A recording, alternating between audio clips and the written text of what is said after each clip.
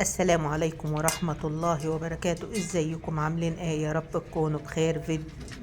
فيديو جديد وفيديو مفيد وفيديو كله معلومات قيمة. بس معلش انا اسفة على التأخير بقى، لان بصراحة ابني بيسافر بقى اليومين دول، وهو ان شاء الله بإذن الله انا بمنتج لكم الفيديو ده وهو بإذن الله مجهز للسفر. فبقالي يومين يعني مش فاضية خالص خالص خالص، ولا ولعنا باجور ولا عملنا أكلة ولا أي حاجة.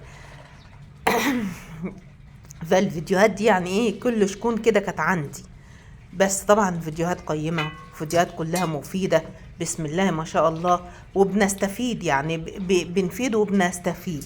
شوفوا ما شاء الله الأحجام عال العال العال، حتى النوتي والشها بسم الله ما شاء الله مبشر، وكان فيهم بيبيضوا أساسا. بس إن شاء الله في فيديو حلو كده بإذن الله هينزل لكم بكرة. وكمني بقى بجهز لتجهيزات رمضان وبغسل السجاد.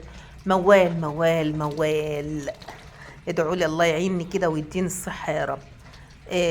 شوف بقى، عشان تعملي مناعة عالية للطيور دي أهم حاجة عندنا، وكمان عشان بط يبقى عمر 3 شهور يحول معاكي في أسرع وقت ممكن، لازما ولا بد من استعمال الحاجات دي.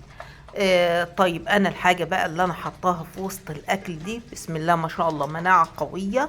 لان انا طبعا يومها كنت مستعجلة خالص، وهي المفروض تتغلى. هتعمل مناعة قوية، هتعمل نسبة في تحويل اللحم، هتعمل فاتح شهية، هتربي عنقود بيض مبكر وممتاز جدا. الفراخ هتبشر عمر 4 شهور، هتبيض عمر 5 شهور، هتمطرك بيض عمر 6 شهور بسم الله ما شاء الله، وهتنبسطي جدا سواء الفراخ سواء البط. حاجة كده هايلة هايلة هايلة. بس ما تزوديش منها لان الزيادة بتقلب للضد. الحاجة دي كل اسبوع مرة. معلقة شاي كركم على كيلو العلف، مع استعمال انك انت بقى هتقربي تزغطيهم اهوت بدل التزغيط بقى، فبنستعمل فول. وكمان تحط لهم لمدة اسبوعين كده كزب. الكزب ده بقى بيتحط للايه؟ بيتحط للبط، واحيانا يتحط للطيور، وكمان هو بيتحط للغنم. ده لسرعة بقى ايه التحويل، وان الريش بتاع البط ما يبقاش مجدر معاكي، وان الحاجة تبقى محولة لحم.